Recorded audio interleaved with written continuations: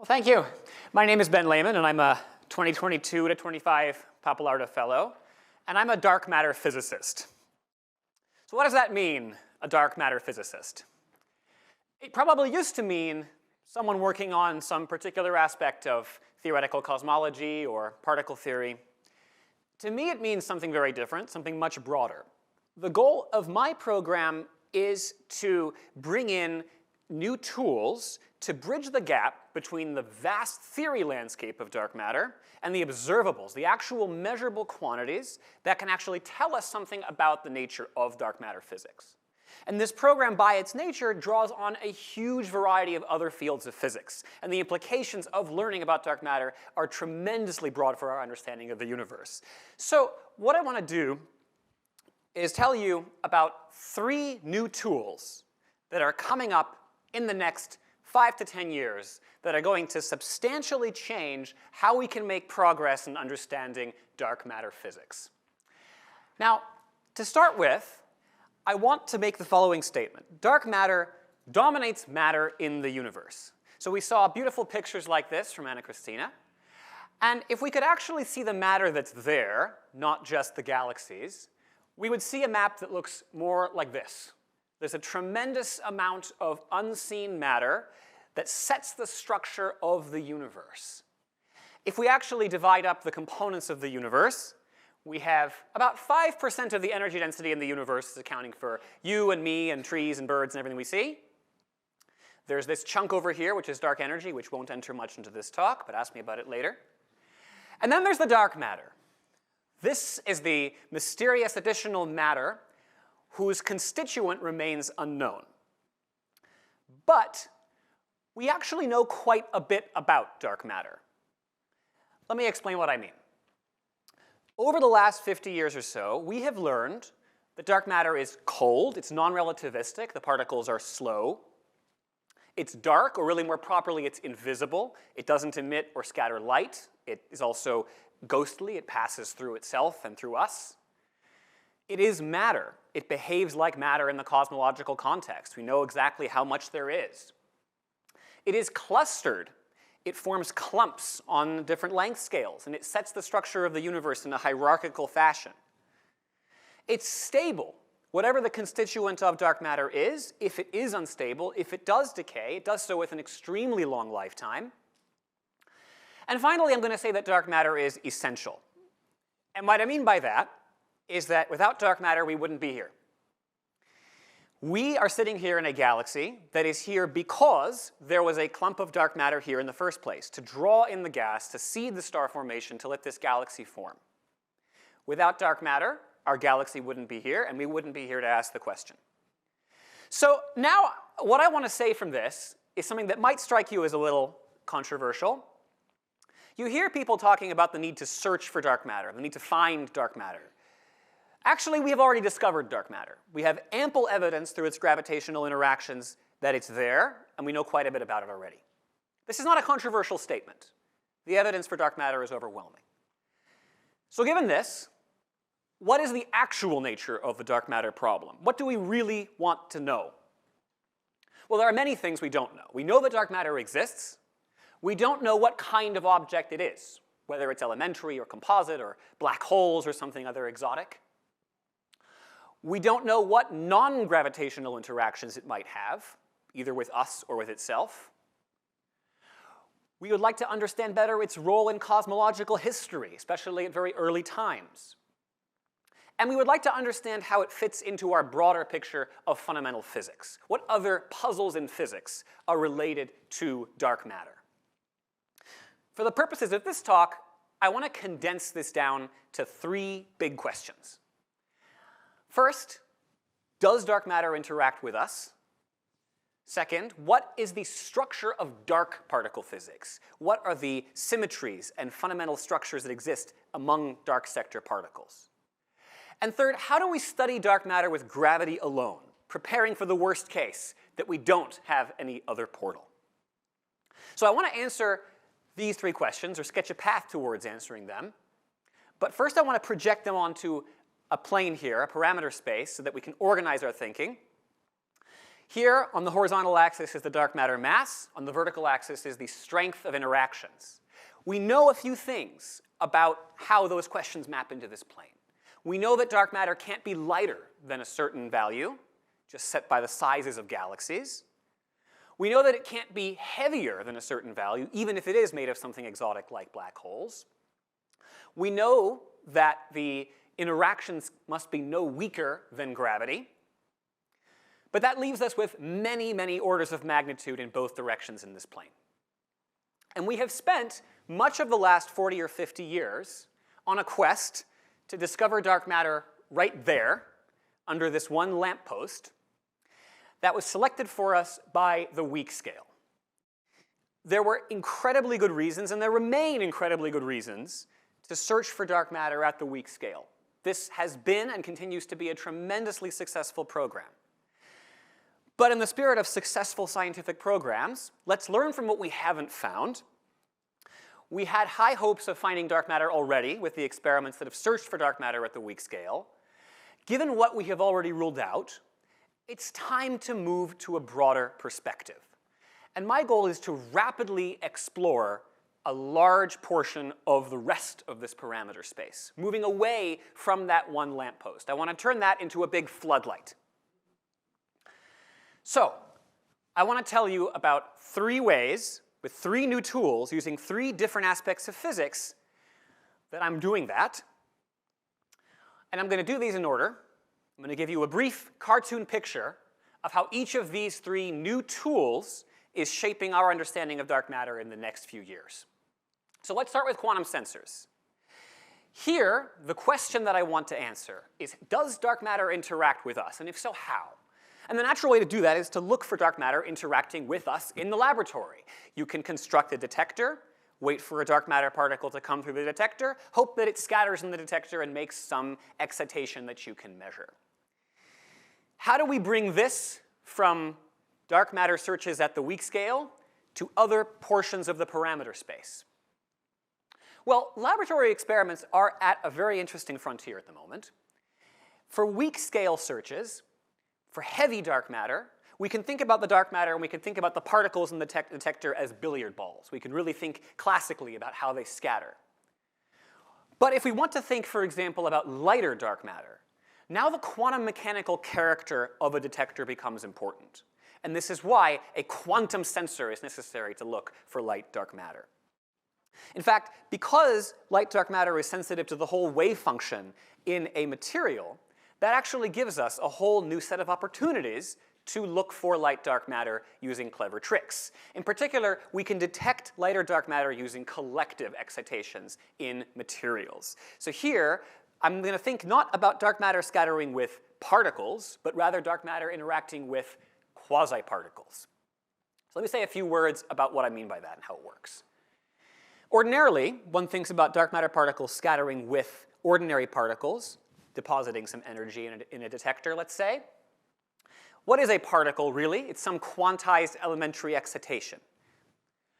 Well, that's not all that we have available. There are other kinds of excitations, especially in many-body systems. And here is the simplest many-body system, a 2-body system. So here I have 2 masses with springs. And if you perturb this system, you'll see that it has some modes of its oscillation. It doesn't just have each of the objects behaving independently. There are these normal modes. And these normal modes can be quantized just like the elementary excitations can. So instead of having just particles that are quantized elementary excitations of quantum fields, we can now have quantized many-body excitations in a detector. What's the advantage of thinking this way? Thinking this way means that we can actually take advantage of these quasi-particles to design better experiments. So let me tell you an example here. Here's one collective excitation, one quasi-particle, that turns out to be extremely important for dark matter's interactions with detectors. This is a plasmon. So what is a plasmon? It's exactly the analog of the picture I just showed you with the masses on the springs, but now it's with the electrons in the material. So the electrons are sloshing back and forth like this together.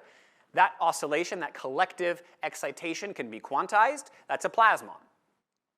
And if you build the detector and you go and measure the plasmon, you'll find that the detector is actually more sensitive. This is showing sensitivity as a function of energy.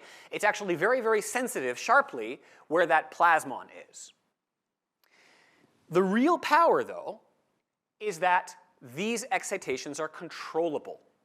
Since these are quasi-particles and not fundamental particles, we can actually engineer them to do what we want for dark matter detection. So this is a picture here. This is a schematic of a detector that is actually a real working detector engineered by a group here at MIT. And you'll notice it's composed of these thin layers. The layered structure actually adjusts the behavior of the quasi-particles in this system. So by adjusting the properties of this stack of layers in this case, we can obtain an adjustable sensitivity to detect dark matter exactly where we want to find it. This is actually a real operating detector. So this is a superconducting nanowire grid when it's actually engineered. And it has actually already set new limits on dark matter's interactions with ordinary matter. So I wanted to give you a quick peek at what this kind of reasoning can do for us in the coming years. This is a bit of a perspective plot showing what these experiments can test in the plane of mass and interaction. So far, our little tiny prototype device already gave us this new limit on dark matter's interactions. But over the next 5 to 10 years, as we scale up and we improve the sensitivity of the detectors, we expect to be able to reach some very important cosmological targets that we actually hope to probe far from the weak scale. So the upshot here is that by using these condensed matter techniques that you would have thought had nothing to do with dark matter, we can rapidly extend our sensitivity to dark matter in the laboratory. So that's what quantum sensors can do for us. But now I want to turn to the second of the three questions. What can cosmology do for us? Well, cosmology can help us understand the structure of dark particle physics if we aren't lucky enough to find it in the laboratory. So first, let me say a word about what I mean by the structure of particle physics. Our ordinary theories of particle physics, the standard model, has a lot of symmetries in it. It's a very structured theory. And actually, it hasn't had the same behavior always that it has today. If we were to go to the very early universe, to the far left in this picture, the standard model would look very, very different at high temperatures.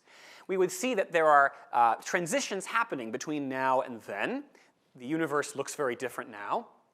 And we can imagine that something similar happens for dark matter, for dark particles.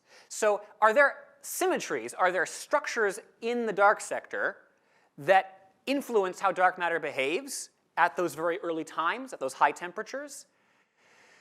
Possibly. And if so, I'm going to claim we can actually see them by their imprints on the literal structure of dark matter, the distribution of dark matter around us today. So let me explain how this works. The actual distribution of dark matter particles around us contains an enormous amount of information about the particle physics of dark matter.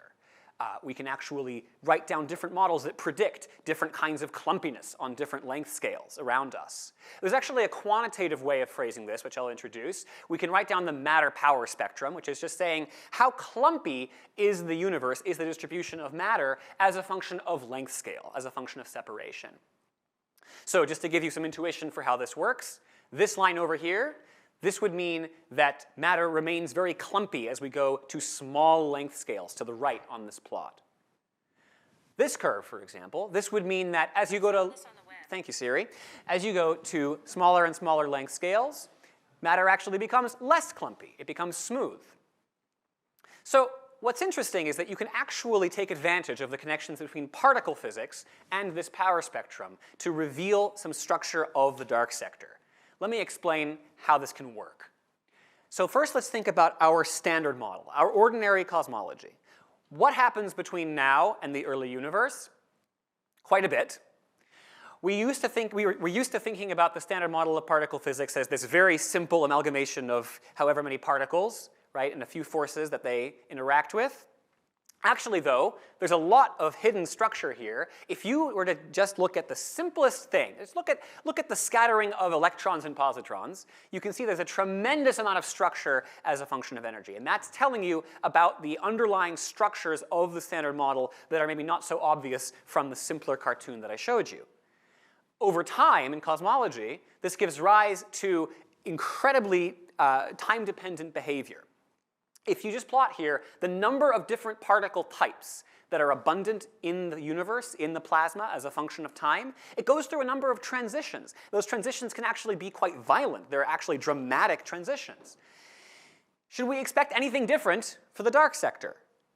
Should dark matter not behave similarly? It's quite possible that it does.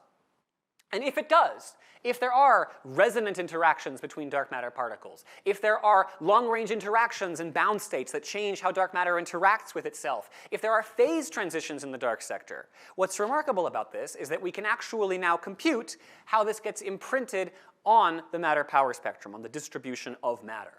So I am actually working out these details right now, understanding how each of these scenarios can be recovered from measurements that we'll be making in the next 5 to 10 years of the distribution of matter on small scales, so that we can tie those next generation measurements directly to dark particle physics. That's what cosmology can do for us. But now, I want to be pessimistic for a moment. Let's suppose that we are unlucky. In fact, there are no non-gravitational interactions that we can take advantage of. Can we nonetheless study dark matter using only gravity? And here the natural thing to think about is to use this whole new science of gravitational waves. So I want to spend a few words on what I'm doing with gravitational waves these days. Why is gravity so special? Gravity is a universal force. It couples to everything. It's also super weak. This is what's so unfortunate about it. Although we know from gravity so much about dark matter, we will never see an individual dark matter particle with gravity alone. Unless dark matter is made of black holes. You can ask me about that later. So if we want to try to use gravitational waves to learn something about dark matter, well, we want to find some setting that will be appropriate for that purpose. And there's actually a huge variety of experiments that are in the works now that are extending our reach with gravitational waves to an enormous variety of systems over the next 5 to 10 years. So we have a lot of options. What I want to suggest, though, is that if we want to see the influence of new physics in gravitational waves, what we want is a system where gravity is the strongest force, where gravity is actually dominant in the absence of that dark presence. We have such a system. Merging black hole binaries. These are the domain of the weakest force. In a black hole binary, all of the dynamics are determined by gravity. And so, small modifications from what you might otherwise think of as undetectable forces or undetectable particles can suddenly become dominant. So there are a couple of major opportunities that I've been developing in just this one system. One is a possibility of probing new interactions around black holes. Here, the idea is that dark matter's presence is actually modifying the dynamics of a black hole binary. This actually extends even to clustering of dark matter near a binary, which gives prospects to study the dark matter environment on an extremely small length scale. That can tell us it can give us enormous progress on the microphysics of dark matter. These kinds of influences actually change the spectrum of gravitational waves that are emitted by a binary. So by making these gravitational wave observations, we can actually conduct tests of dark matter and new physics around black hole binaries.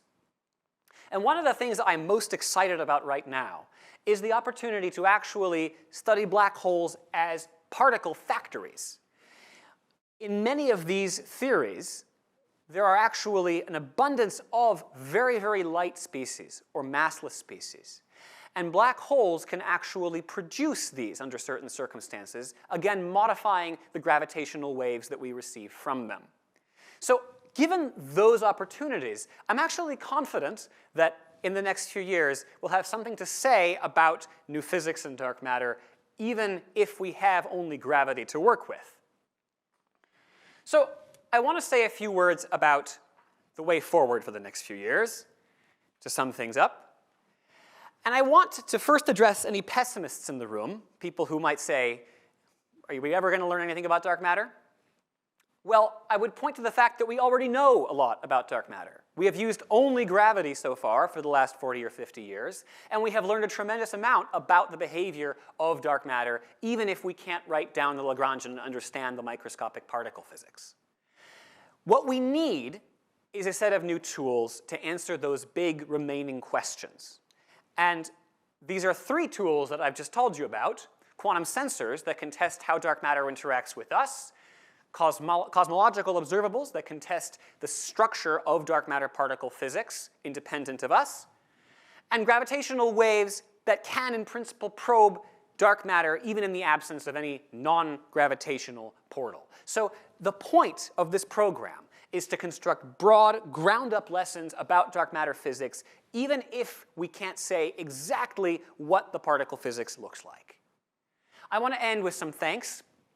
Since arriving here about 6 months ago, I've been very, very lucky to meet a number of amazing people. The cosmology and particle physics groups are amazing, and I've picked up a number of new collaborators. So this is an incomplete list of some of the new collaborators that I picked up recently, and I'm, of course, leaving off many wonderful people who I work with who are not here at MIT. But I, of course, want to particularly thank Neil and Jane, who've made this possible today. And I also want to say, please feel free to say hello. As you can tell, I love talking about what I do. Feel free to send me an email or put yourself directly on my calendar, and I would love to answer any questions you have right now. Thanks very much.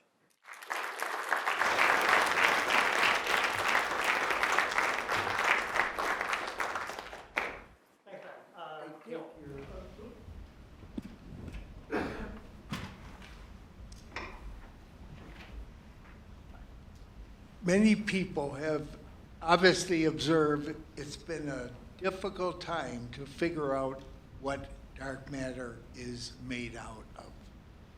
Some people recently have observed maybe it's primordial black holes. Does any of these methods help us? Because that seems to be almost a much more difficult process to figure out how to detect primordial black holes if they exist. That's a wonderful question. I'll pay you later.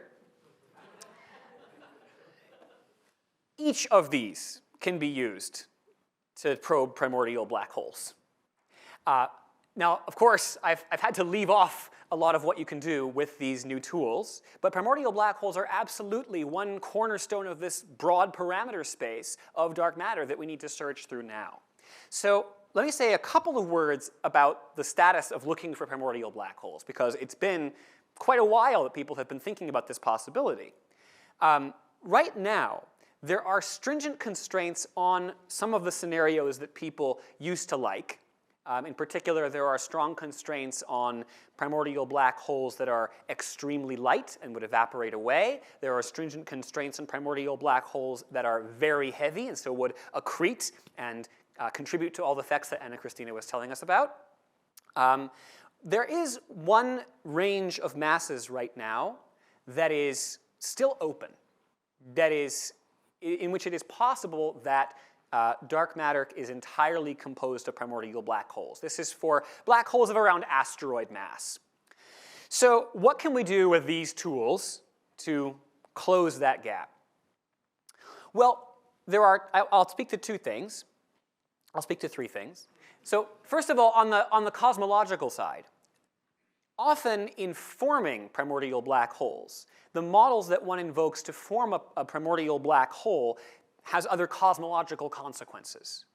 And those are, in principle, observable. So gravitational waves, for example, can be used to constrain at least the most minimal formation channels for those objects, because those formation channels would have produced gravitational waves that would be detectable.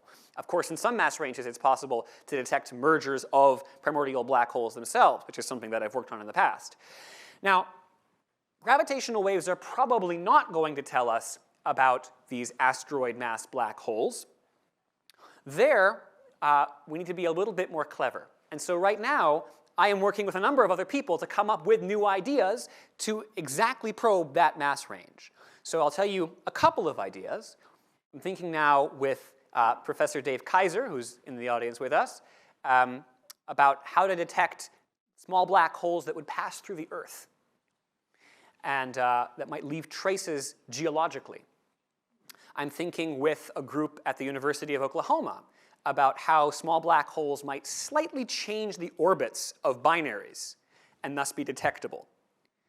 And I'm always thinking about other opportunities to probe those light black holes using cosmology and gravitational waves, and to some extent, even laboratory sensors. You ask me about that later. Sarah? I really liked your talk. Thanks for giving us renewed enthusiasm for dark matter. So if dark matter was going to show up in some way in these merging black holes with gravitational waves, shouldn't we, the community, have seen some anomalies so far? So this is a very good question, right? So if dark matter in particular influences mergers, I mean, we've been watching mergers for a long time, right? Why shouldn't we have already seen something?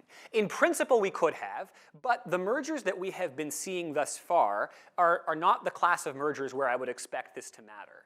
So here, we're talking about dark matter clustering near a black hole. That clustering is going to be most significant if the black hole is in a very dark matter dense environment. So this is actually an effect that's really relevant for black holes that are at, say, galactic centers. So it's something people have thought about as well for intermediate mass black holes, which are also not yet observable in gravitational waves to a large extent. But this is really something where I'm holding out for pulsar timing array observations of supermassive black hole mergers. And this is something that is very much on the horizon. In fact, there is already a candidate signal of a gravitational wave background from massive black hole mergers.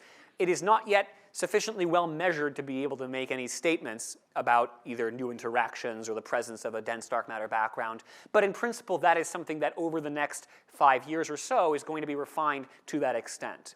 So this is the answer to your question, is that the systems where this matters are not the ones that we're currently probing. Thank you for the very nice talk. So I just want to understand a bit more about your condensed matter sensors. So you mentioned plasmons, you mentioned superconducting wires, but what exactly is the signal that you are measuring? And since we don't know much about how dark matter interacts with regular matter, are we a bit in dark on these sensors, or are there good kind of predictions to test? I'm going to trust that that pun was not intended. So good. So let me actually speak a little bit to that, because this is the whole meat of why I got into this business, right? Given that dark matter interacts in potentially many different ways with ordinary standard model matter, how then do we know how it will interact in a material? The big realization in the dark matter detection community that I have been happy to have a hand in the last couple of years is that dark matter is really, it's a small perturbation to a condensed matter system. And so the same kinds of response function formalisms that people use to study ordinary perturbations to materials also apply for dark matter scattering. So what this means is that, for example, in the case of a plasmon, right, plasmons are a feature of the response function of a system of electrons, a condensed matter system of electrons.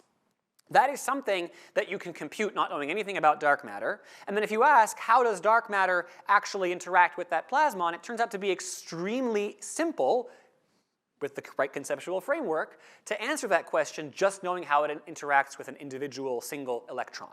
So the whole game here, the whole name of the game, the reason why you need me in the room, is so that you can take a model of dark matter that interacts with one electron in a particular way and turn that into a model of dark matter that interacts with a plasmon or another quasi-particle in a given way. So that is in a sense the whole meat of the problem. But it is an answerable question, and it is one that is actually, for many systems, largely answered now.